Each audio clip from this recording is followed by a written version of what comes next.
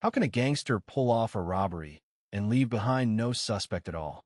It's a question that haunted investigators from the moment the crime was discovered, a crime that seemed to defy every conventional rule of criminal investigation. The robbery was executed with precision, leaving behind undeniable evidence that a crime had taken place. Yet, when the dust settled, the very person responsible seemed to vanish into thin air. No fingerprints, no credible evidências, no suspicious behavior. Every lead, every name, every shred of documentation pointed to individuals who existed only on paper. It was as if the suspect had been a ghost, crafted from forged identities and elaborate facades, designed to dissolve the moment the robbery concluded. From the outset, law enforcement found themselves grappling with a mystery unlike any other. The crime scene yielded authentic documents, valid addresses, and credible names, each thoroughly vetted and verified. The usual pitfalls of fake IDs or aliases were nowhere to be found. Instead, the trail was littered with real, verifiable information that led investigators in circles. Interviews with neighbors, background checks, and surveillance footage all failed to uncover a tangible suspect. It was a paradox. All the evidence was real, yet the person behind it was not. The investigation quickly shifted from chasing a criminal to unraveling an elaborate illusion. The confusion among the investigative teams was palpable. Typically, such a high-profile robbery would generate a host of suspects, each with motives, weaknesses, or mistakes that could be exploited. But here, none of those conventional tactics applied. The crime seemed less about the act of stealing and more about the art of disappearing. It became clear that the robbery was a calculated performance, a distraction designed to mask a far more sophisticated plan. The gangster hadn't fled the city or gone into hiding. Instead, he had orchestrated a vanishing act so perfect that he was never truly present to begin with.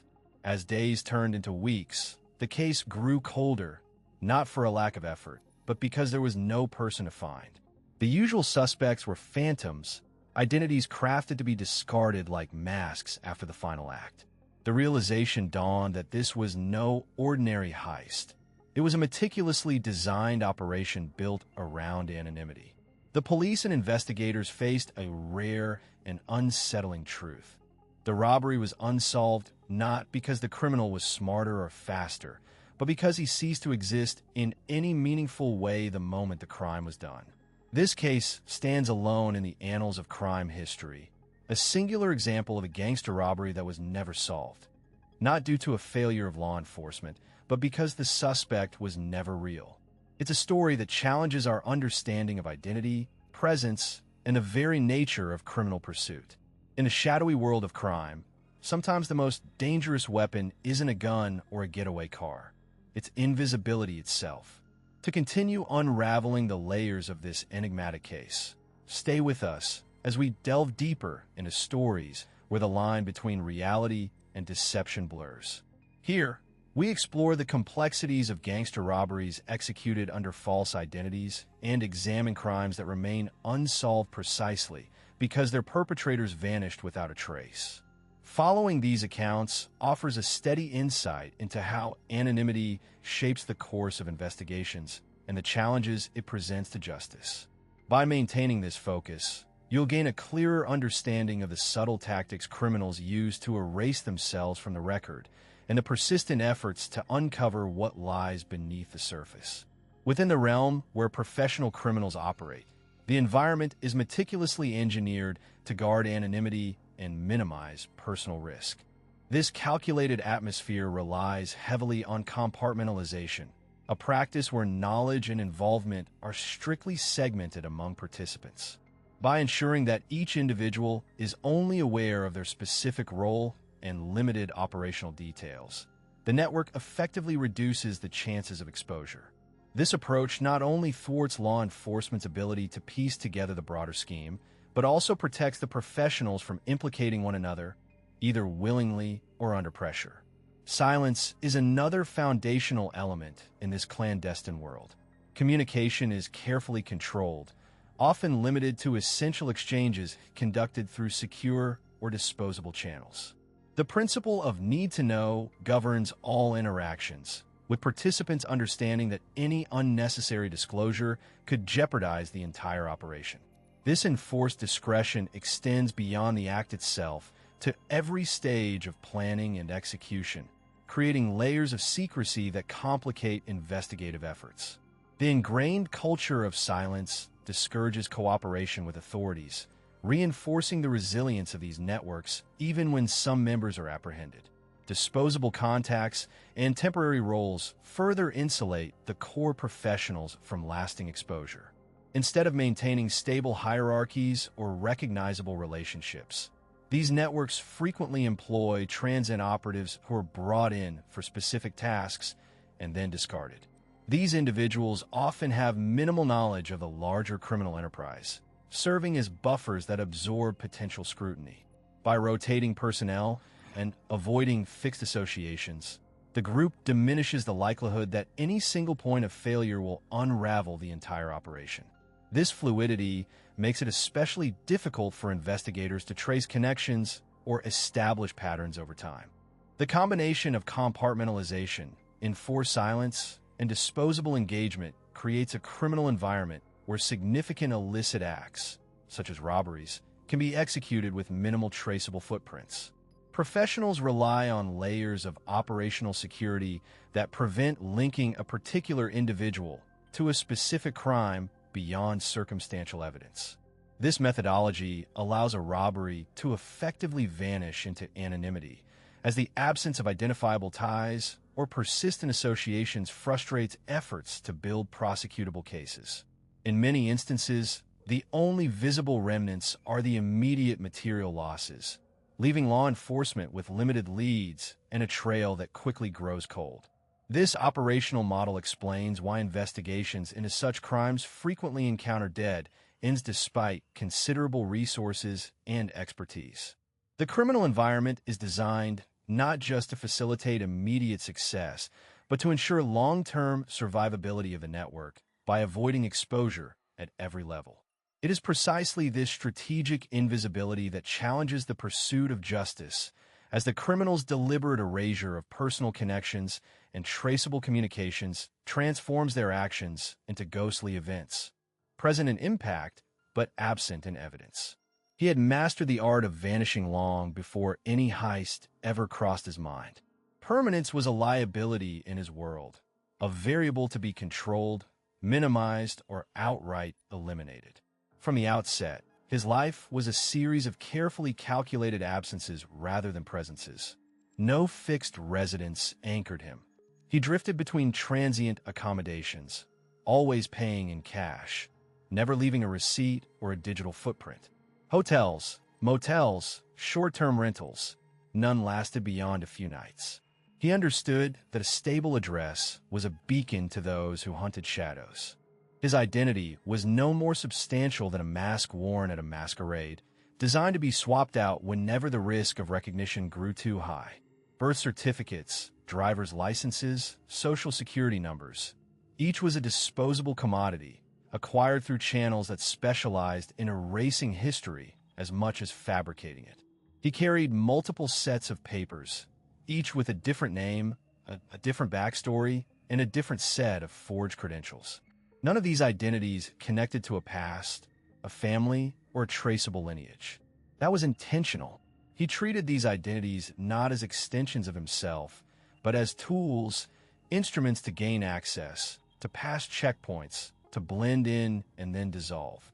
Communications followed the same ephemeral pattern. Phones were burner devices, activated for brief windows, used to relay instructions or confirm details, then discarded without a backward glance. His voice was a cipher, masked by code words and digital scramblers. He avoided any form of long-term contact, no matter how small or seemingly insignificant. Every interaction was transactional, every relationship a brief transaction. He did not build connections, he built silences. His movements were mapped in shadows, routes chosen to avoid cameras, crowds, and patterns. Public transportation was a calculated risk, but he favored footpaths and back alleys that left no record. He never owned a car under his name, never carried a credit card tied to a traceable account. Cash was king, and anonymity was its crown. Transactions were executed with precision, leaving no digital echoes, no paper trails. Even his purchases were minimal and unremarkable. Clothes that blended into the environment, simple meals from corner shops. This appearance was not a tactic deployed after a particular crime. It was the baseline of his existence. The very idea of being found was antithetical to his design. He wasn't running from a single event or a single failure. He was built for the void, for the silent spaces between recognition and oblivion. This was not a reaction, but a constant state. His life was a continuous act of erasure, a deliberate withdrawal from the world's memory banks. In the underworld, where shadow crimes thrived, such a mindset was both a survival mechanism and a strategy. He operated as a ghost within a network of ghosts, each layer of anonymity reinforcing the next. His presence was felt only in the aftermath, disruptions, empty vaults, unanswered alarms, but never traced back to a face or a name. This was not luck or coincidence. It was meticulous design. He embodied the principle that to disappear is not to vanish, but to become untraceable, a living paradox in a world hungry for certainty. And in that paradox, he found his greatest strength. The false identity crafted for the robbery was less a carefully polished persona and more a functional tool, designed with the singular purpose of serving its moment before being discarded entirely. It was never meant to withstand scrutiny beyond the narrow window of the operation, nor to evolve into a permanent alias. Instead, it existed as a delicate shell, just plausible enough to pass routine checks and evade immediate suspicion, but inherently unstable by design. At its core, the identity was constructed with minimal data points, a common name, a generic birth date, and a fabricated but plausible background that blended into the mundane fabric of everyday life. There were no elaborate backstories, no deep digital footprints, no social media presence, elements that could invite unwanted attention or long-term tracking. The chosen name was deliberately unremarkable, neither too common nor too unique, avoiding any obvious ties to known individuals or entities. This prevented the identity from standing out in databases or casual inquiries, making it easy to slip through basic verification processes without raising red flags. The documentation tied to the identity was equally ephemeral. Forged identification cards and temporary access passes were created using low-tech methods that prioritized speed and believability over perfection. These documents bore subtle imperfections, minor printing inconsistencies, slightly off fonts, or faint smudges that would be overlooked in hurried inspections but would fail under closer examination. This intentional fragility meant the identity could not sustain prolonged exposure or deep investigation, reinforcing the plan to abandon it immediately after the robbery. Communication protocols under this false name were tightly controlled. Any digital interactions, emails, phone calls, or messaging were routed through burner devices configured to leave no traceable links. The minimal digital footprint was crucial. It prevented the identity from becoming a digital ghost that could be tracked or pieced together later. The operative never used the identity for personal engagements or extended interactions, ensuring there were no habits or patterns to analyze. The false name existed in isolation, a shadow without roots. Crucially, the identity was designed to be disposable from inception. All elements, documents, devices, and any physical evidence were slated for destruction or abandonment immediately after the theft. This intentional impermanence underscored a fundamental principle. The objective was never to live under another name, but to erase the name itself completely, leaving no trail behind. By doing so, the operative ensured that any investigation would hit a dead end, chasing after a phantom that ceased to exist moments after the crime. This approach aligned seamlessly with the broader methodology of operating as a ghost within a network of ghosts. Just as layers of anonymity reinforced his invisibility, the false identity functioned as a fleeting mask, a temporary interface between the world and the void he inhabited.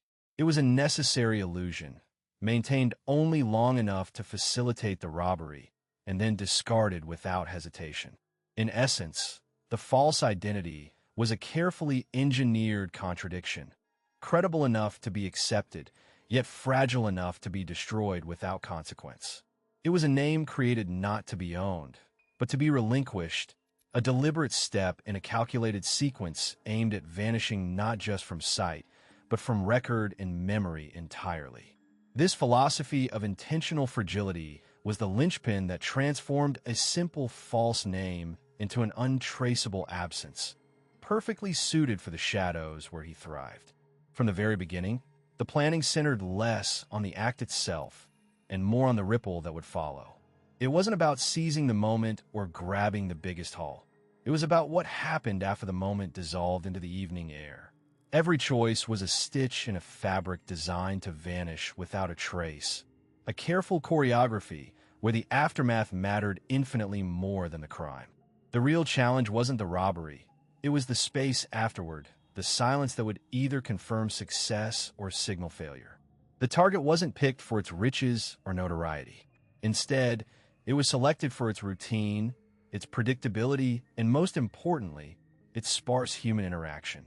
This was a place where faces were few and fleeting, where familiarity bred no attachment, and where the ebb and flow of daily life could be anticipated like the ticking of a clock.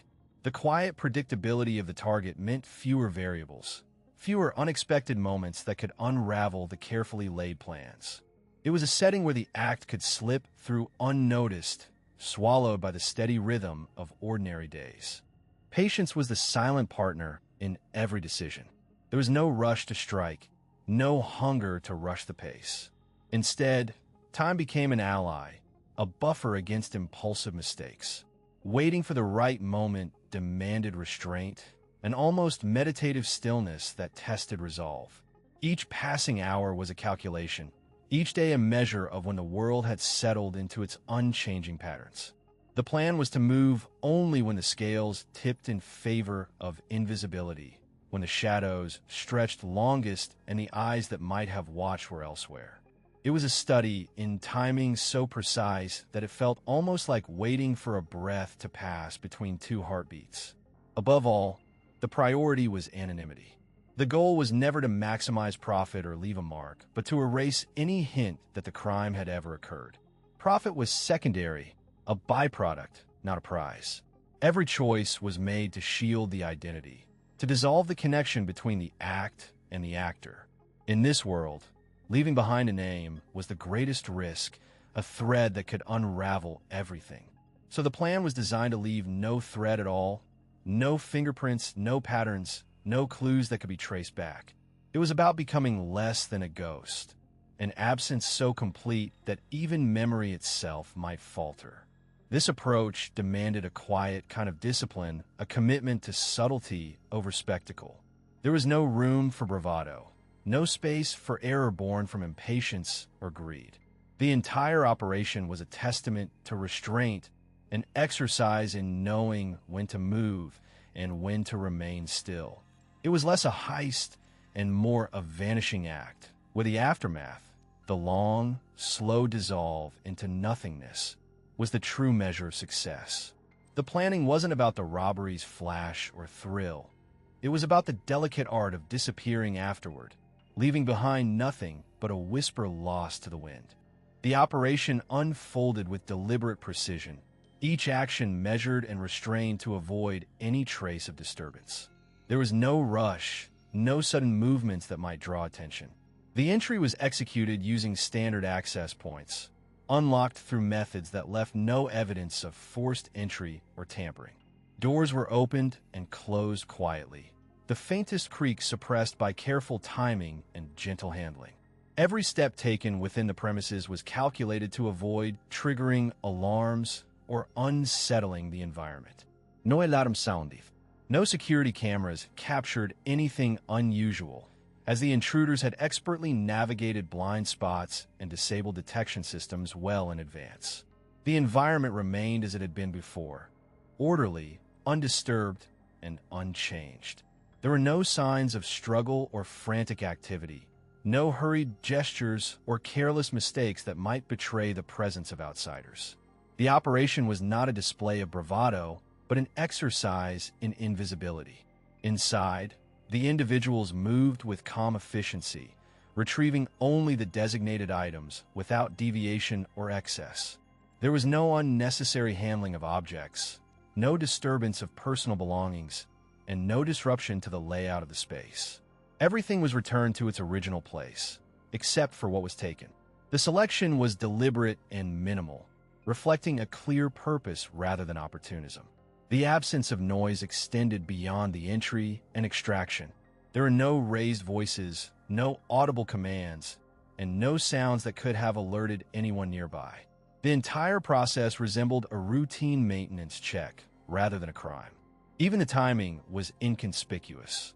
The operation took place during hours when activity in the building was expected to be low, yet not unusual, so as not to provoke curiosity or suspicion. Upon departure, the exit was as unremarkable as the entry. Doors were secured, and the scene was left in a state indistinguishable from its prior condition.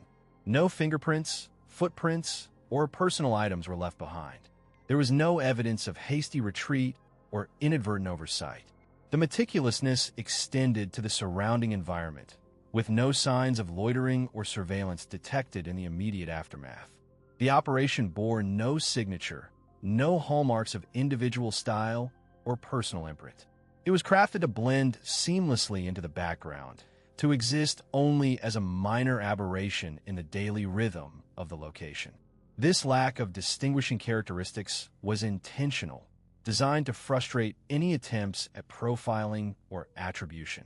The absence of drama or spectacle made the event forgettable by design, an unremarkable incident easily dismissed or overlooked. In this way, the robbery mirrored a shadow passing unnoticed in the dusk, present only for a moment, leaving no mark, stirring no alarm.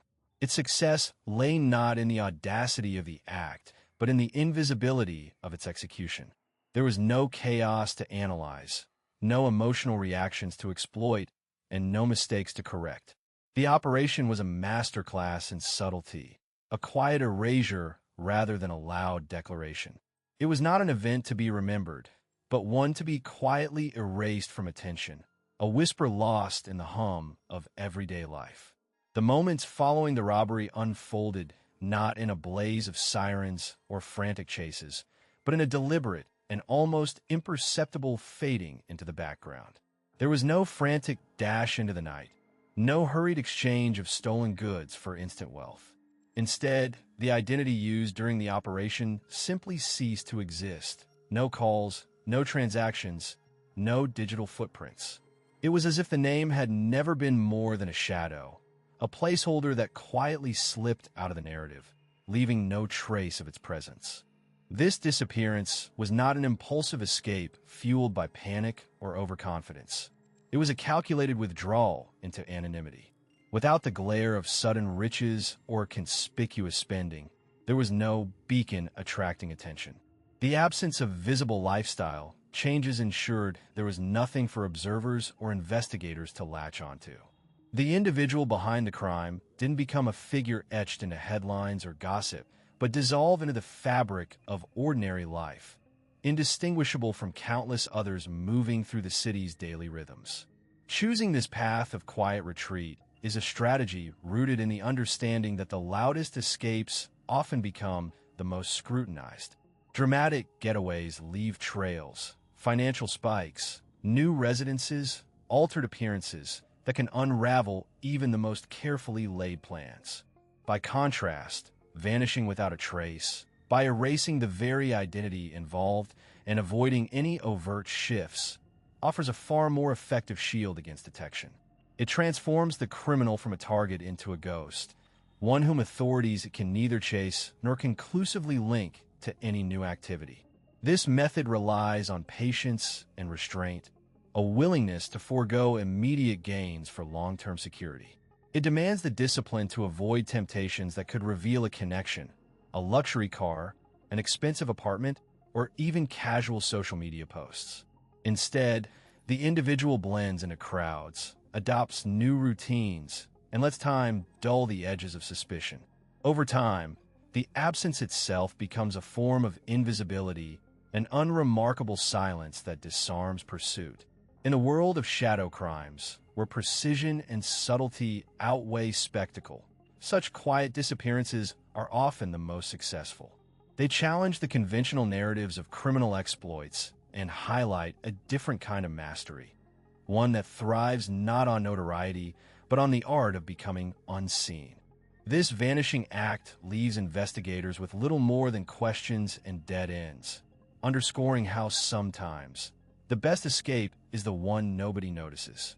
If stories like this, unfolding behind the scenes of gangster robberies, false identities, and the elusive nature of criminals slipping into the shadows, captivate your curiosity, consider joining us as we delve deeper.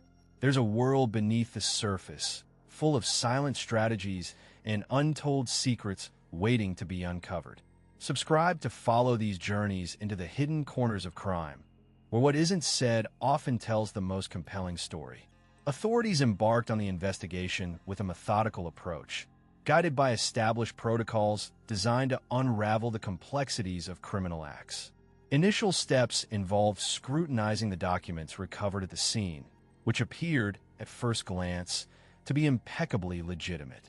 Passports, driver's licenses, bank statements, and employment record were all seemingly authentic, crafted with attention to detail that would pass cursory examination. Every name was carefully constructed, every address corresponded to actual locations, and every identification number matched official formats. The investigative teams, relying on standard verification systems, attempted to trace these leads through databases, interviews, and cross-referencing with public records.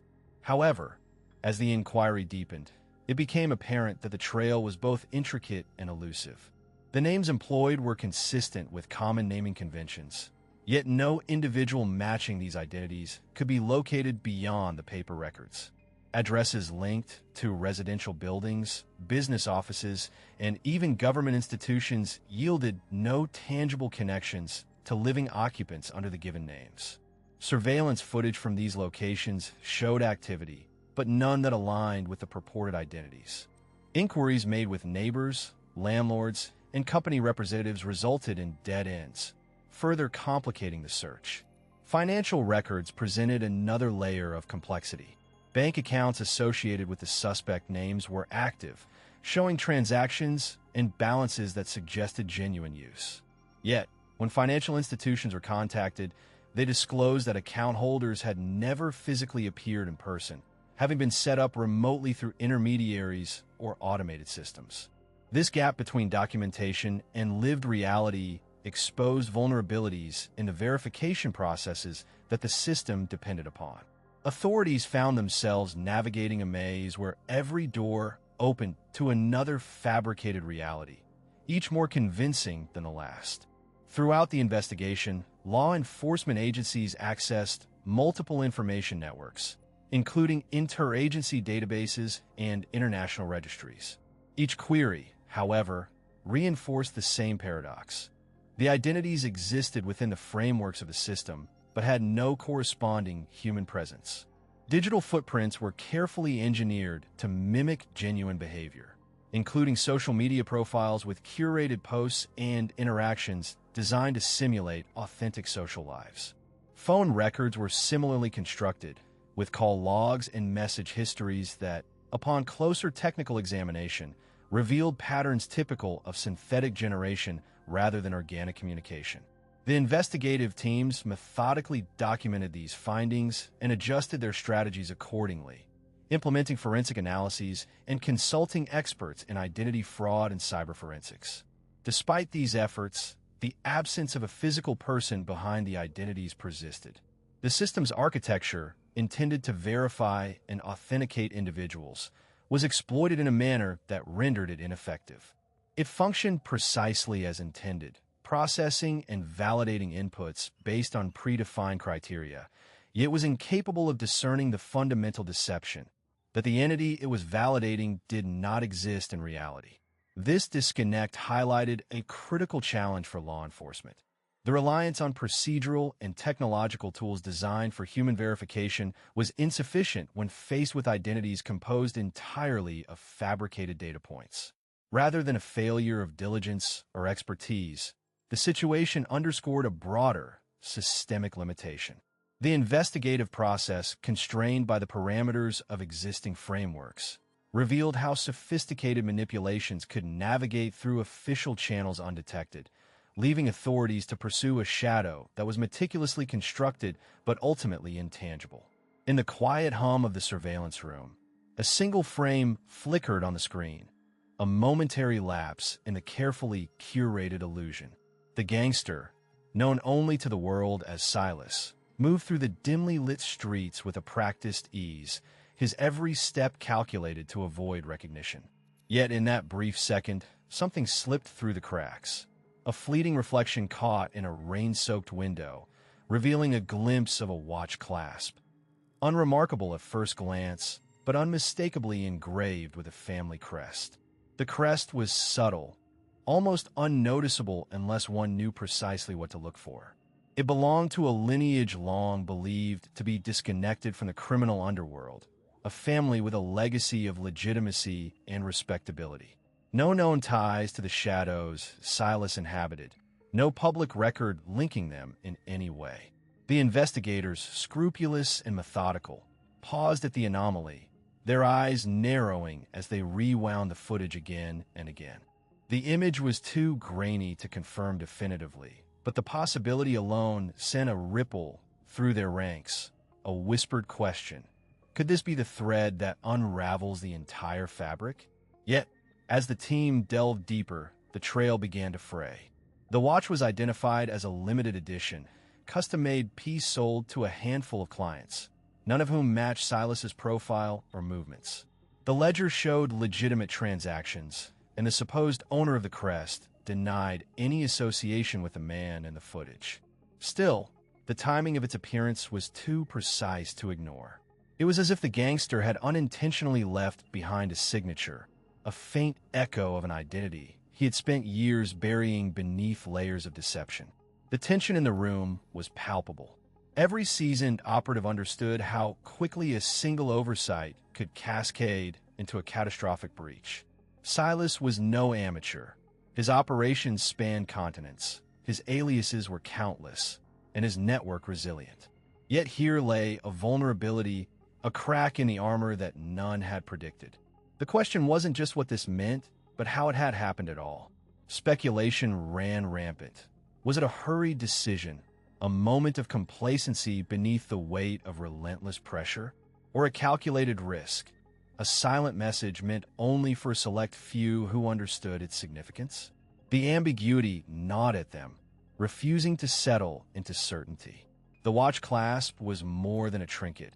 It was a symbol of the fragile balance between control and chaos, the razor-thin line separating meticulous planning from catastrophic exposure.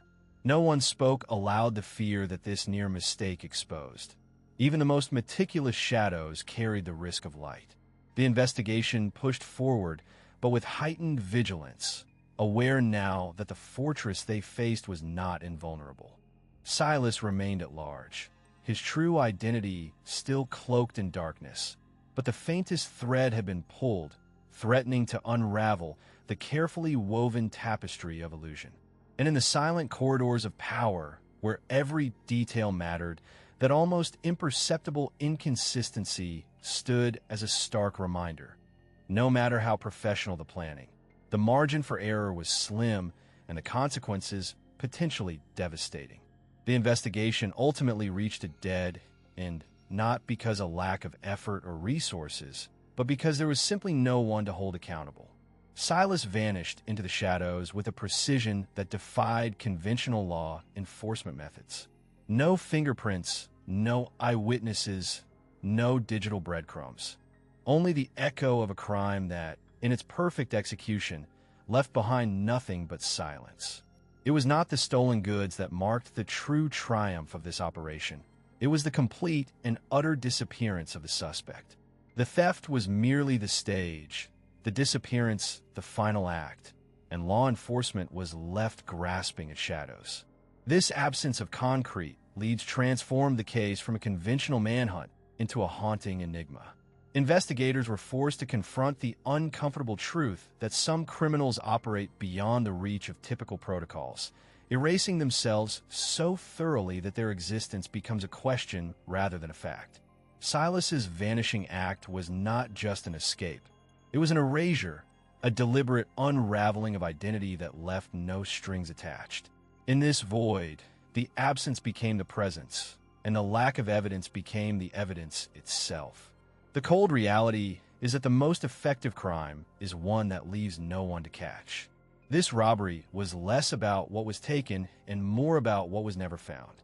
The true success was not the haul, but the ghost left behind, a phantom who slipped through every net cast in his direction. For law enforcement, this is the most unsettling kind of defeat, a masterclass in invisibility within a world obsessed with visibility.